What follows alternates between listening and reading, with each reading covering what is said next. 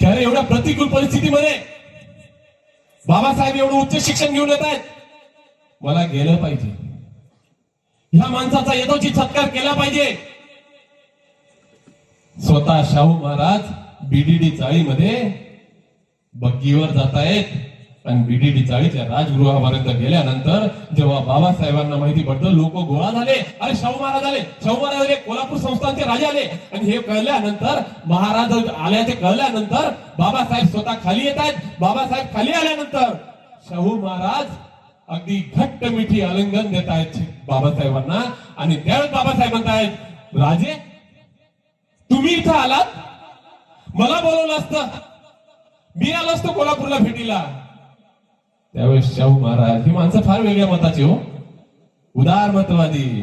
त्यावेळेस शाहू महाराज म्हणतात, बाबासाहेब आम्ही तर परंपरेचे राजे, पण तुम्ही ज्ञानाचे राजे आहात. तुम्हाला भेटायला आम्ही स्वतःच येणार होतो आणि स्वतः आलो आणि आमंत्रण देत आहोत. आणि आमंत्रण दिल्यानंतर त्या शाहू महाराजांनी डॉक्टर बाबासाहेब आंबेडकरांची भव्य दिव्य अशी मिरवणूक कोल्हापूर शहरात काढली.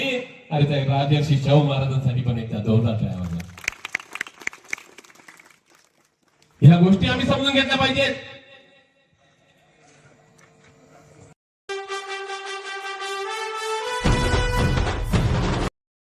काय आवाज, काय विचार, काय ती शैली, याला म्हणतात वक्तृत्व. परंतु याच्यामधून एक गोष्ट आपण शिकलात का? आपण फक्त ऐकून घेतलं सरांना. सरांनी सर्व महापुरुषांची नावं घेतली. खरंच तर तुमच्यामुळे आज आम्हाला काही गोष्टी शिकायला भेटल्या, बाबासाहेबांबद्दलच्या काही गोष्टी माहिती पडल्या. कारण मला सवय आहे, मी कॉलेज जीवनापासूनच मला व्याख्यान ऐकायची खूप सवय आहे सर. मी कीर्तनाला जाणार नाही, पण व्याख्यान मात्र सोडणार नाही, मग ते कुठलंही असो. कारण त्याच्यातून आपल्याला नॉलेज पुनश्च खूप कौतुक करतो. आणि हे कार्यक्रम सर, आम्ही तुम्हाला कार्यक्रम करण्याचा आम्ही निश्चित प्रयत्न करू. आणि